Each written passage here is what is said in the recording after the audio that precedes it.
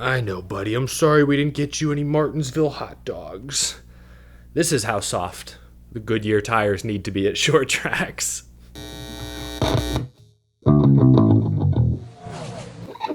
How's it going, y'all? My name is Eric. Welcome to Out of the Groove, Martinsville post-race edition. Different vibe tonight than last night.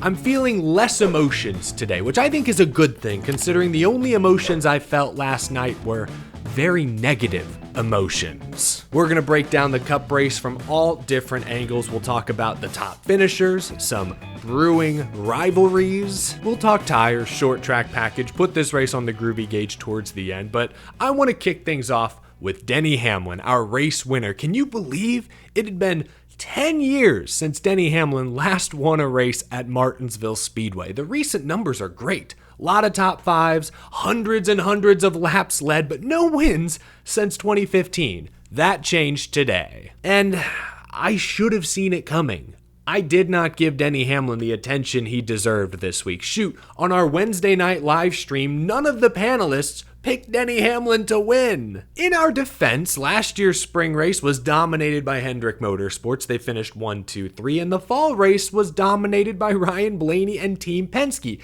The last thing I expected today was a Toyota 1, 2, 3. But lo and behold, that is what happened. These picks did not age particularly well. That's on me, that's on us, we'll own it. But big picture, I will pat myself on the back. My preseason Denny Hamlin predictions have been spot on so far.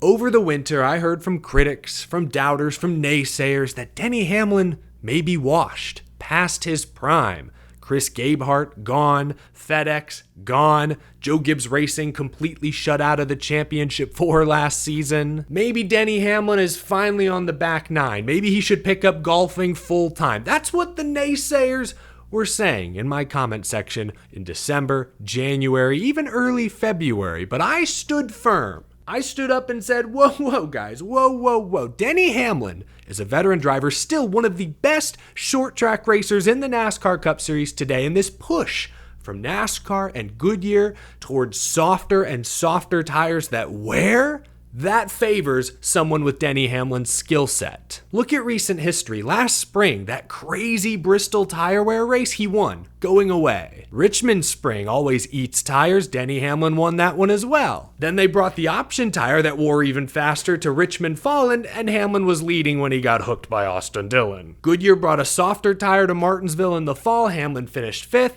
Brought that same tire to Bowman Gray. Hamlin finished 3rd. Brought the same tire to Martinsville today. And Denny Hamlin leads 274 laps, gets the win. I've been telling y'all, great short track racer, great at managing his tires while still making lap time. This push towards softer rubber favors Denny Hamlin. I'm not surprised in the slightest that he won a tire wear race. This was Denny Hamlin's 5th short track win in the next gen car, most of all Cup Series drivers. It's the second different Joe Gibbs Racing driver to find victory lane early this season. Great run, great performance all around. He whooped him there, that final 80 lap run or so. 11 against the world, he said, had a whole new flag and everything. I mean, sure, Denny's not going to win over a ton of fans when he stinks up the show like he did, especially in the second half of today's race. He also won stage 2. Great playoff point day for Denny Hamlin. We can transition a bit to talking about the top finishers. Toyota 1, 2, 3 behind Denny Hamlin. Christopher Bell, bounce back weekend after finishing 12th at Las Vegas, never a factor. Spinning at Homestead early, gets a second place run. Their JGR teammate Chase Briscoe finished 9th, back-to-back top 10s for Briscoe. This is Chase Briscoe's 6th Martinsville top 10 in the 7 next-gen races at the paperclip. That's a pretty impressive stat. And for the first time this year, Ty Gibbs makes it onto the top 15 graphic. So close to his first top 10 of the year, but got spun late by Tyler Reddick. Gibbs kind of left the door open, but Reddick aggressively filled the space and they came together. Gibbs immediately came over the radio and told his team to keep him away from Reddick after the race. Team didn't listen apparently, because the moment the race was over, there's Ty Gibbs in Tyler Reddick's face having a conversation. Whether they agree to disagree or not, it's typically better, I believe, to go address any on-track issues you may have, especially with a quasi teammate. You don't want that to simmer. You don't want that to wait until your Monday or Tuesday meetings. Go hash it out right then and there. Get a feel for where the other guy stands. But Ty Gibbs ultimately had to settle for a 13th place run. Good speed though from Joe Gibbs Racing today. Again, I mentioned it. Last year, this was a Hendrick race. Then in the fall, it was a Pensky race. Today, it was a Gibbs race. Who saw that coming? Not me, clearly, obviously. Bubba Wallace in a 2311 Toyota finished third. That's his second straight third place finish. Back-to-back weeks, Bubba Wallace has carried the torch for 2311 racing. Very impressive. Earned the 5th most stage points again today. Just continues to solidify his points position well inside the top 10. I mentioned that these were the same tires Goodyear brought to Martinsville last fall, also to Bowman Gray in February. That explains why Chase Elliott ran top 5 and led laps. Chase Elliott loves this tire compound. Elliott led 129 laps at Martinsville last fall, finished second, and at Bowman Gray, Elliott led 171 laps and got the victory. Coming into this race today, Chase Elliott had led 2 laps in points-paying races all season long. Today, he led 42. He tied Hamlin for most stage points earned on the day. Best race of the season, best points race of the season by far for Chase Elliott. Hopefully this is an encouraging sign, but again, I don't know if the speed he showed today is going to translate to other tracks. He's great with this tire compound at short ovals, but everywhere else in between, he's been just good, you know, sporty, maybe top 10, but not leading laps, not contending for the win. So, I want to say this is a really encouraging day for Chase Elliott, and it is, but I don't know how much we can really read into this performance outside of Martinsville or any other short track that runs this same tire compound. It seems like he really likes this setup, and then everywhere else, they're still trying to figure things out. That's my takeaway. Still, strong top 5 for Elliott, top 5 for his teammate Kyle Larson. Hendrick Motorsports, sporty today for the most part. Alex Bowman spent time in the top 5, but an issue on pit road put him deep in the field. He could never recover. William Byron, not pictured. I barely saw him today. 22nd place finish for the points leader, the defending Martinsville Spring winner. Woof. Worst race of the season for Team 24 by far. 6th place run for Ross Chastain. He pestered Kyle Larson in this race. Also threw an aggressive block on Chase Briscoe, which maybe contributed to Briscoe slipping up and spinning Joey Logano late. I heard a clip from Logano on pit road after the race. He seemed more upset with Chastain over that incident and other moments than he did Briscoe, which I thought was interesting. Is hashtag blame Ross a thing once again? Ross was certainly aggressive today, but you got to be a little aggressive at Martinsville if you're going to maintain track position, restart after restart after restart.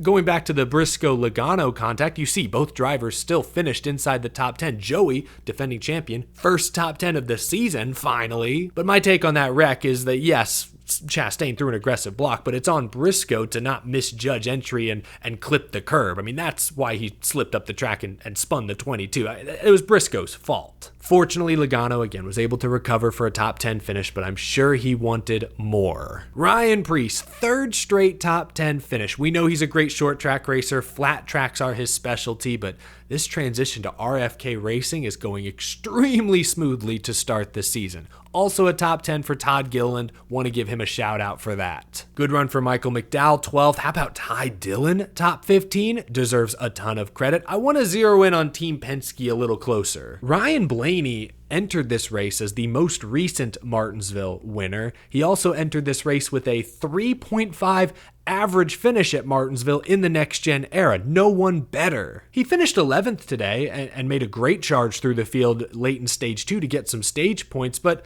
was never a factor up front. Didn't lead any laps and fought the handling pretty much all day. Pretty disappointing if you ask me. And I know Logano rallied for a top 10, but Team Pensky continues to experience technical gremlins every single week. Blaney has blown 2 motors the past 4 weeks. Today it was Josh Berry and Austin Cindric battling electrical issues. Both had to change batteries. They ran out of batteries in the Team Pensky hauler by the end of the day. You've heard of the Patriot way in the NFL. The Pensky way is a thing in racing. Polished, buttoned up, everything straight, perfectly in order. You don't see these kinds of technical failures, mechanical issues. You don't see these kind of blips regularly with Team Pensky, but that has plagued this race team the first 7 weeks of the season. So I have questions about Team Pensky and Austin Cindric as well. The leash has to be short. What I mean by that is he got caught with his hand in the cookie jar again today, intentionally spun out Riley Herbst midway through this race.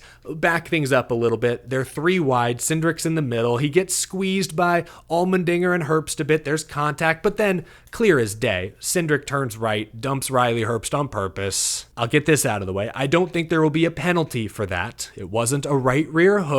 And to the team's credit, they were silent about the incident on the radio afterwards. There's very little incriminating evidence other than, I guess, the incident itself, which seemed pretty blatant to me. NASCAR has historically not penalized moves like that. I would be surprised if we see anything Tuesday or Wednesday. But Austin Cindric, again, should be on a tight leash. He used to be nicknamed Spindrick for a reason. We saw at COTA a few weeks ago. He intentionally hooked Ty Dillon, was docked 50 driver points and fined for that incident. Some people thought he should have been suspended. 50 points, though, still pretty steep. You'd think 50 points would send a message. Clearly, Cindric is still a little hot-headed. I know his cool suit was failing today, but that's still no excuse to lose your cool when you're driving a 3,000-pound race car at high speeds. And honestly, looking at the incident again, if you're going to dump either of those guys, you probably dump AJ Allmendinger. I feel like he's the one who gave you the least amount of room. So yeah, short leash for Austin Cindric. Any questionable move he might make the rest of this season should be scrutinized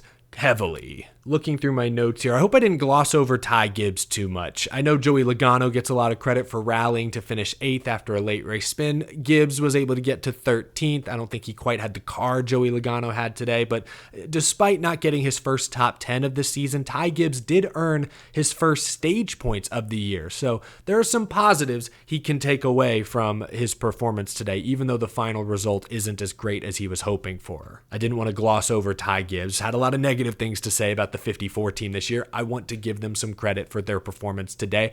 On the more negative side, Shane Van Gisbergen is bad, like bad right now. The whole 88 team is, I should say. SVG's the name, he's the face, but that whole team is struggling right now. They left a wheel loose today, finished the race multiple laps down. I think he finished 35th. His average finish at ovals so far this year is a staggering 31.5. Yikes. There was a run in today's race where it looked like he was slower than Casey Mears, who was making his first start in 6 seasons driving the 66 car, which operates on a fraction of the budget Trackhouse does. We knew it would be tough to transition not only from the Xfinity to the Cup Series, but also to transition from primarily road and street courses to ovals. But I don't think we expected it to be this ugly. And again, it's not just the driver. I think we need to question the entire team. His crew chief is Steven Duran, who was Zane Smith's crew chiefs last season. And remember, the first half of last year, Duran and Zane Smith were awful. They figured it out, though, and had a respectable 18th place average finish in the second half. So maybe once again, this is just those first half kinks that they need to work out. I mean, last fall, SVG ran the Martinsville race with Colleague and finished 12th. So, it's not all SVG. There's no way SVG was the 35th best driver in today's race. I refuse to believe that. We saw him run top 10 at Bowman Gray in the Clash. Same type of track, same tire. SVG may not be fully ready for Cup Series oval racing, but he's better than he showed today. That whole team needs a hard reset. Next week is Darlington. Oh, that's not the place you want to go as a rookie who's struggling. I still have some faith in SVG and Trackhouse. Again, Ross finished 6th. Suarez was in the top 15 much of the day.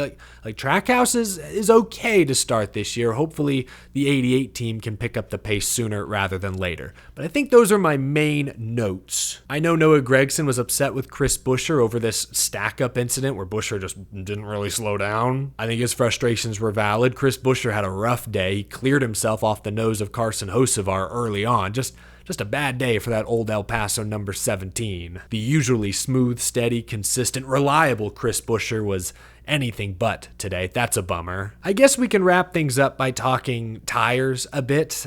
I joked at the start of the show, but seriously, I think we could go even softer. I know this race ended on a long green flag run, and Denny Hamlin, he's just so good at this style of racing, just kept the field at arm's length. He stunk up the show the final 80 laps or so. If he wasn't in this race, that battle for second between Bell, Bubba, and Elliott would have been for the win, and that would have been a bit more exciting. But because Denny Hamlin stunk up the show, I do think that's going to leave a bad taste in a lot of fans' mouths, especially about the finish. But I think if we look at this race, big picture, it was honestly probably the third best Martinsville Cup Series race since the next gen was introduced. I mean, 2022, those races were unwatchable. I was there in the spring. You could not pass. Passing was literally impossible after restarts. You couldn't even knock guys out of the way. You had to practically concuss the guy in front of you to try and get them up off the bottom. Goodyear has gone softer and softer. Last fall at Martinsville, the playoff race, I actually thought was a good race. It looked more or less like conventional Martinsville. I thought that was a really good sign.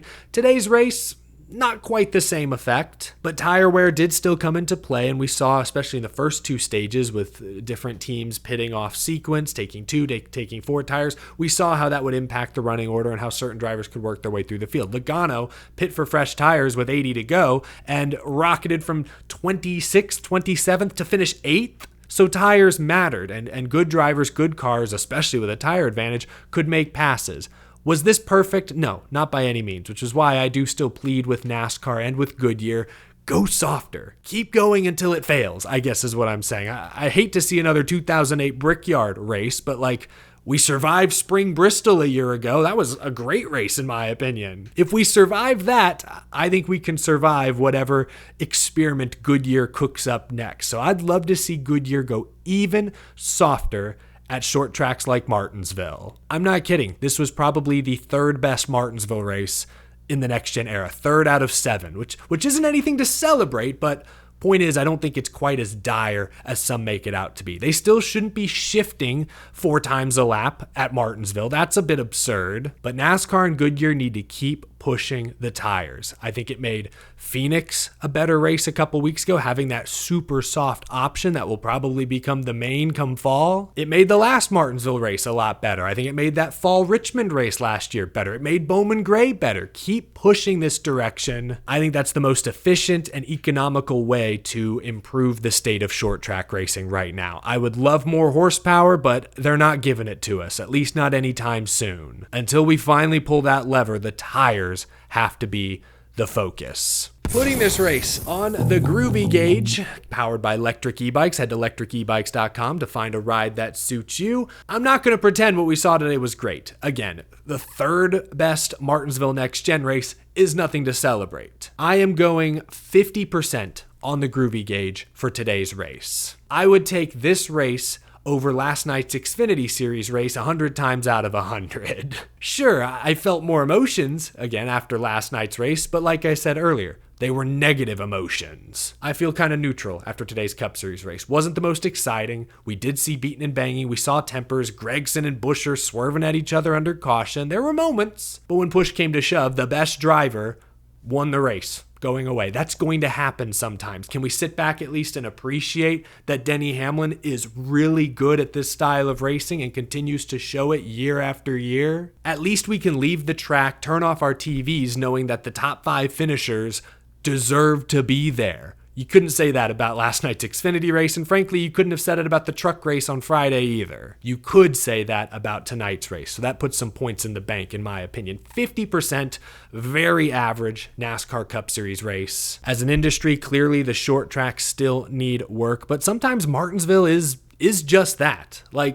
I know we glorify Martinsville because it's created some wow moments, retaliations, beating and banging, but also we see guys dominate Martinsville from time to time. It's a one groove track. You can sometimes get the outside lane working deep into a run, but Martinsville's never been, at least my favorite short track. Give me Bristol 9 times out of 10. The one exception being last year's night race. But Martinsville can be better than it was today. So I don't want NASCAR and Goodyear to be complacent. Keep pushing, softer tires. Keep the focus there until we one day go too far. Once that happens, then maybe we pull the horsepower lever. Is that a deal? Can we shake on it, NASCAR? Can we agree? Yeah, I wishful thinking, I guess, on my part. But that's going to do it for me. Let me know down in the comments below what you thought of today's Cookout 400 at Martinsville Speedway. While you're in the comments, leave a like on this video if you enjoyed. Helps me out a ton. Subscribe as well if you're new. We talk NASCAR every single week. Every Sunday night, we recap the latest race. From Monday to Friday, we're talking news, rumors, interviews, so much more. Hope you'll join the Groovy Gang. And a big thank you to my very generous Patreon supporters for continuing to go above and beyond. Have a great rest of your weekend, folks. I will talk to y'all again soon. Thanks again for watching.